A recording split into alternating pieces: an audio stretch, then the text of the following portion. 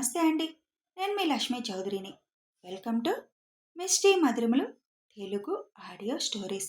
అక్షరాల విందాం పార్ట్ 42తో మీ ముందుకు వచ్చేసాను. కథలోకి వెళ్లే ముందు వీడియోకి లైక్స్, హైప్స్ ఇచ్చి కథను ప్రోత్సహించండి. ఇంకా 2 రోజులు టూర్. బుధవారం ఇంటికి చేరుకుంటాం. గురువారం నుంచి మీకు అప్డేట్స్ ఫుల్గా వచ్చేస్తాయి. ఇక కథలోకి వెళ్దాం. మరుసటి రోజు అరవింద్ అమెరికాలో ల్యాండ్ అయ్యే టైం వచ్చేస్తుంది. అరవింద్ని పికప్ చేసుకోవడానికి నరేష్, లోకేష్ ఇద్దరు వస్తారు. ఫ్లైట్ దిగగానే ఫోన్ ఆన్ చేసిన అరవింద్ తండ్రి నుంచి వచ్చిన మెసేజ్ చూస్తాడు. కరెక్ట్గా 8 రోజుల్లో, అంటే వారం రోజుల్లో అందరు ఇక్కడ ఉంటారు.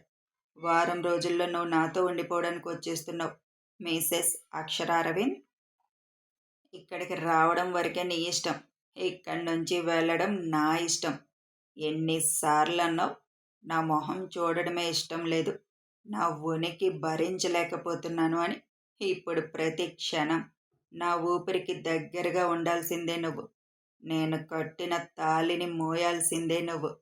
నీ పేరు చివర నా పేరు చేర్చాల్సిందే అని చిన్నగా నవ్వుకుంటూ బయటికి వచ్చేసరికి నరేష్, లోకేష్ ఇద్దరు వచ్చి హత్తుకొని కొత్త పెళ్లి కొడుక్కి స్వాగతం అని నవ్వుతూ, కొత్త పెళ్లి కొడుకు పెళ్లి కూతురుతో అడుగు పెట్టాలి కానీ ఇలా ఒంటరిగా రావడమేంట్రా అని జోక్గా అంటారు. ఇదేమైనా వైజాగ్ కనకాపల్లి అనుకున్నావా వెంట పెట్టుకొని తీసుకొచ్చేయడానికి అని అంటాడు అరవింద్. మరి ఒక వారమే కదా, నువ్వు కూడా ఉండి ఇద్దరు కలిసి వస్తే బాగుండేది కదా అని అంటాడు లోకేష్. ముందు వీసా ఏర్పాటు చేయాలి కదా ఆ మేడంకి, లేకపోతే ఎలా వస్తుంది? ఆ పనులన్నీ అవ్వాలంటే నేను ఎక్కడే ఉండాలి అని అంటాడు అరవింద్. నువ్వు ఇప్పుడు సెలబ్రిటీ బాబు, పెద్ద బిజినెస్ మ్యాన్వి. నువ్వు తలుచుకుంటే 2 రోజుల్లో ఆ ఏర్పాట్లన్నీ పూర్తయిపోతాయి. ఒక ఫోన్ కాల్ చేసినా అయిపోతాయి. నువ్వే దగ్గర ఉండాలని రూలేమీ లేదుగా అని అంటాడు నరేష్. ఒకరికైతే అలాగే చేసేయొచ్చులే, మేనేజ్. కానీ మొత్తం ఫ్యామిలీ అంతా వస్తున్నారు, అందరికీ ఏర్పాట్లు చేయాలి. అది కూడా వారం రోజుల్లో రాబోతున్నారు. ఆఫీస్లో కూడా నాకు ఇంపార్టెంట్ వర్క్ ఉంది కదా, అందుకే కదా ముందే బుక్ చేసుకున్నాను రావడానికి అని వాళ్ళతో మాట్లాడుతూనే ఇంటికి చేరుకుంటాడు అరవింద్. మా చెల్లి వచ్చే రోజుకి ఇల్లు ఫుల్గా డెకరేషన్ చేయాలి అని అంటారు ఇద్దరు. దర్శి కూడా అదే ఆర్డర్ వేసింది. అరవింద్, అనుకోకుండా ఇలా జరిగిన దానికి నువ్వు హ్యాపీగా ఉన్నావా లేదా అసంతృప్తిగా ఉన్నావా అని అడుగుతాడు లోకేష్. ఎలా ఉన్నా జరిగిపోయిందిగా, దాని గురించి ఇంకా మాట్లాడుకోవడం కూడా అనవసరం. ఇంట్లో అందరికీ అక్షర అంటే బాగా ఇష్టం, ఇక ప్రాబ్లం ఏముంది అని అంటాడు అరవింద్. అందరికీ ఇష్టమే, మరి నీకు? నువ్వెవరిని ఇష్టపడలేదు కాబట్టి, ఆంటీ వాళ్ళు చూసిన అమ్మాయినే పెళ్లి చేసుకోవాలనుకున్నావు కాబట్టి పెద్ద ప్రాబ్లం ఏమీ లేదు. కానీ ఇష్టమైతే ఉండాలిగా. మరి నీ మరదలంటే నీకు ఇష్టమేనా? అంతకంటే ఎక్కువ ఏమైనా ఉందా మాకు తెలియకుండా అని అడుగుతారు లోకేష్, నరేష్.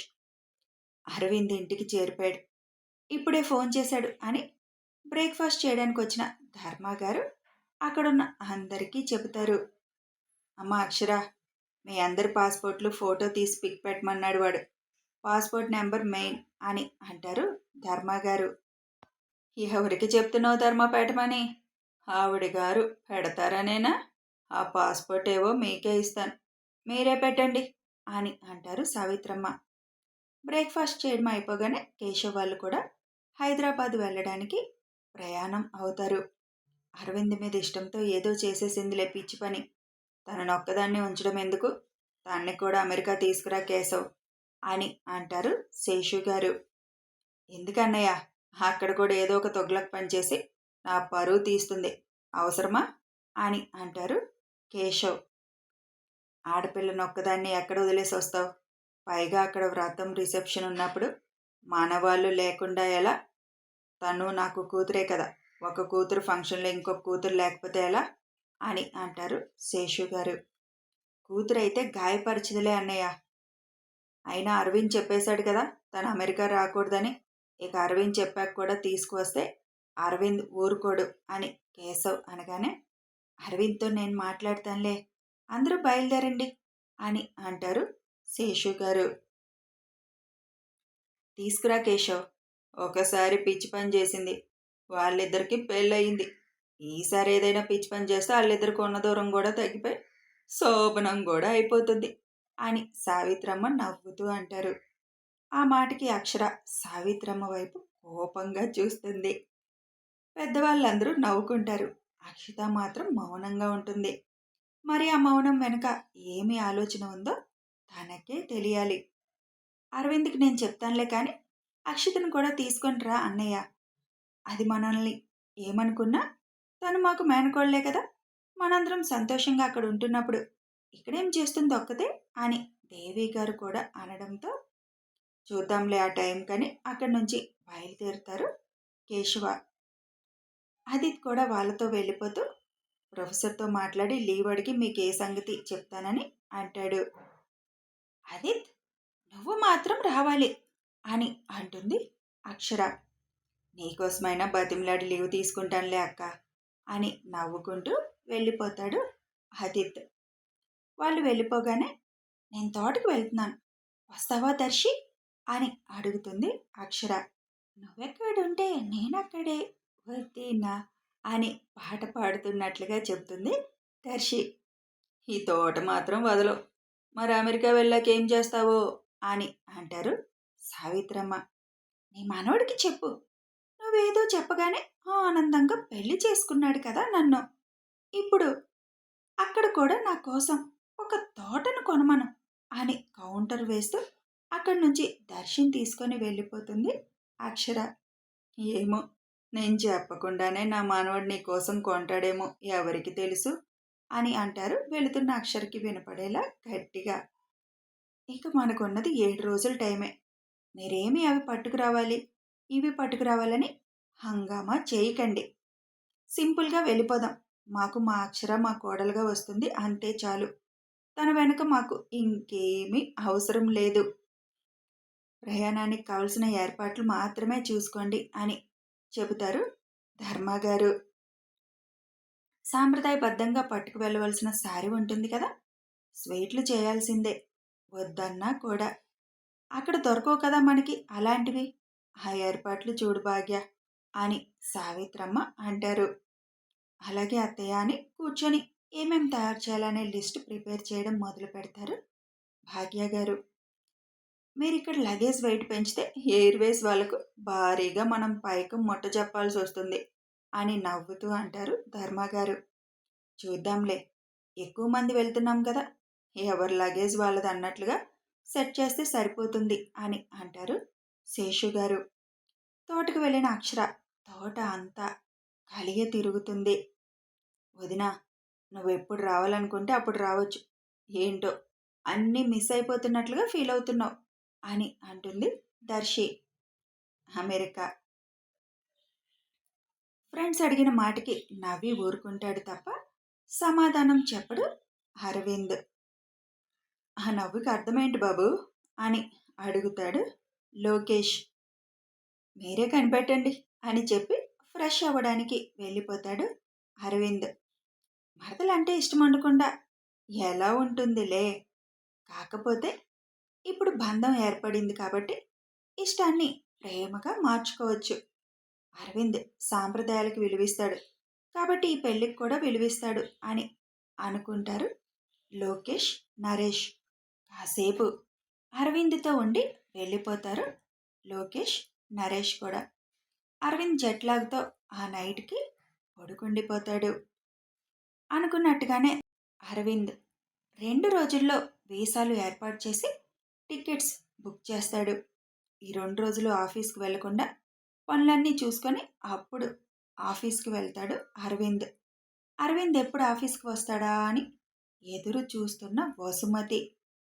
అరవింద్ వచ్చి తన క్యాబిన్లోకి వెళ్ళిపోగానే అప్పటికే నరేష్ మాటల్లో పెళ్ళి ఎలా జరిగిందో తెలుసుకున్న వసుమతి అసలు ఈ పెళ్ళి అరవింద్కి ఇష్టమో లేదో తెలుసుకోవాలన్న ఆలోచనతో ఫైల్ వంక పెట్టుకొని అరవింద్ క్యాబిన్ దగ్గరికి వెళ్తుంది.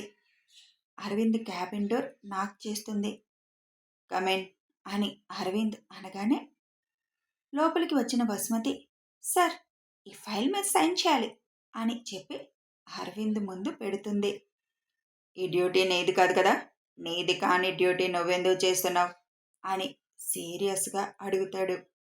సారీ సార్, అర్జెంట్ అని చెప్పి నేనే వచ్చేసాను.